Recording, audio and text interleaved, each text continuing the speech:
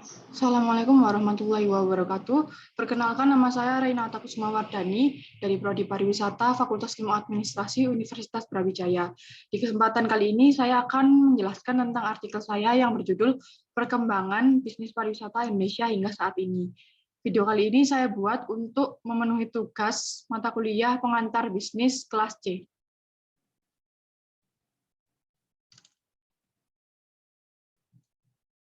Indonesia merupakan negara kepulauan terbesar di dunia, memiliki 17.000 pulau dan luas wilayah sebesar 1.009.4.569 km persegi, membuat Indonesia memiliki banyak potensi yang tersebar di 34 provinsi dari berbagai sektor. Dari Sabang hingga Merauke juga terdapat berbagai adat dan kebudayaan. Selain itu, Indonesia juga dikaruniai dengan segala keindahan alam yang terbentang di daratan maupun di perairan.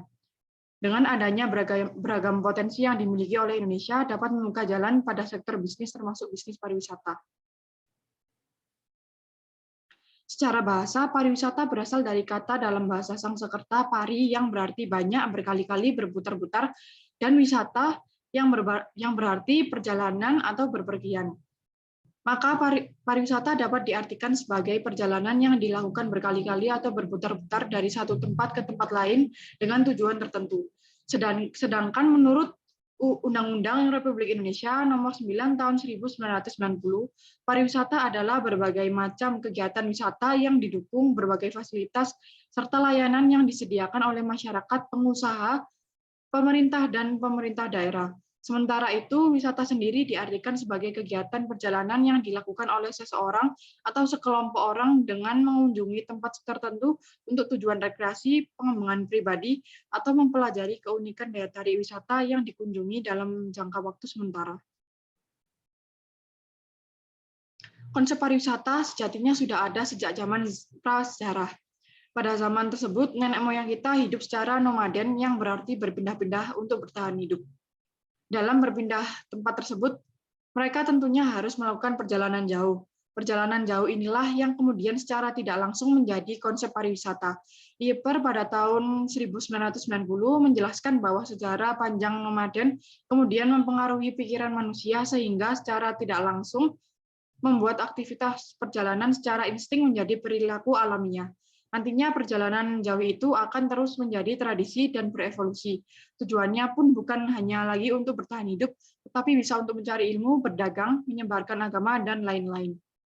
Saat revolusi industri di Inggris, semua teknologi juga ikut berkembang. Manusia mulai menciptakan berbagai transportasi yang paling terkenal pada masa itu adalah kereta api. Stasiun, penginapan, dan restoran mulai dibangun sebagai fasilitas. Dari sinilah istilah pariwisata mulai berkembang. Pada masa ini pula, terbentuknya bisnis pada sektor pariwisata berupa agen perjalanan pertama di dunia. Thomas Cook menciptakan biro perjalanan pertama di dunia yang ia beri nama Thomas Cook & Son pada tahun 1840. Agen perjalanan ini mengkoordinasi perjalanan wisata dari Mesir, Italia, Yunani, dan Amerika. Pengelolaan pada biro perjalanan inilah yang kemudian disebut dengan pariwisata. Pariwisata di Indonesia mulai berkembang pada saat masa kolonial Belanda.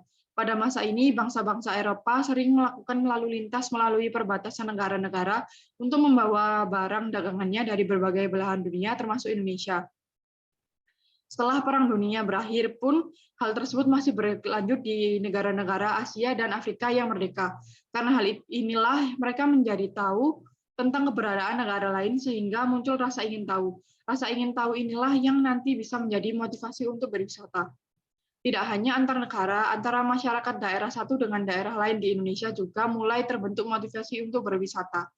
Entah untuk mengunjungi keluarga, pertemuan politik, atau yang lainnya. Seiring berjalannya waktu di Indonesia juga bermunculan agen perjalanan.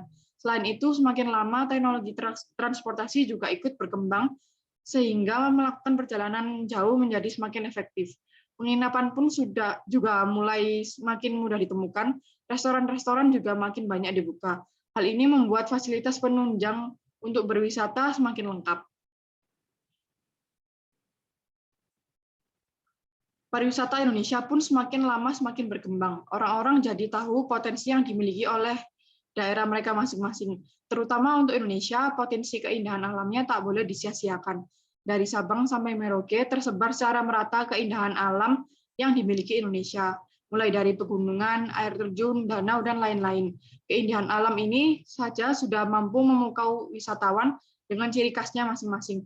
Maka dari itu, tak heran jika sektor pariwisata kemudian menjadi penyumbang devisa tertinggi bagi negara kita.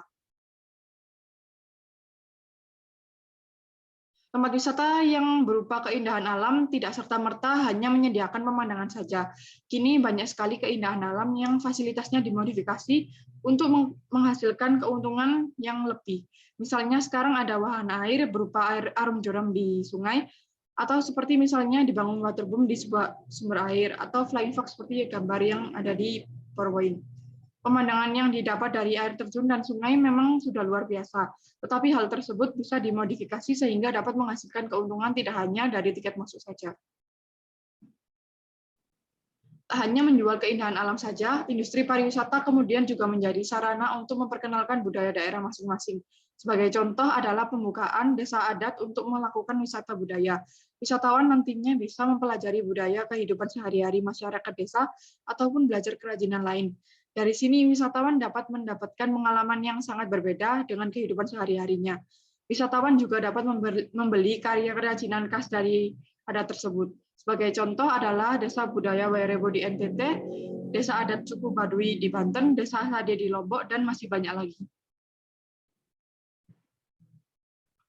Di masa ini, orang-orang semakin kreatif dalam memanfaatkan segala sesuatu hal. Misalnya saja kampung warna-warni di Kota Malang yang sebelumnya adalah perkampungan kumuh di pinggiran Sungai Brantas.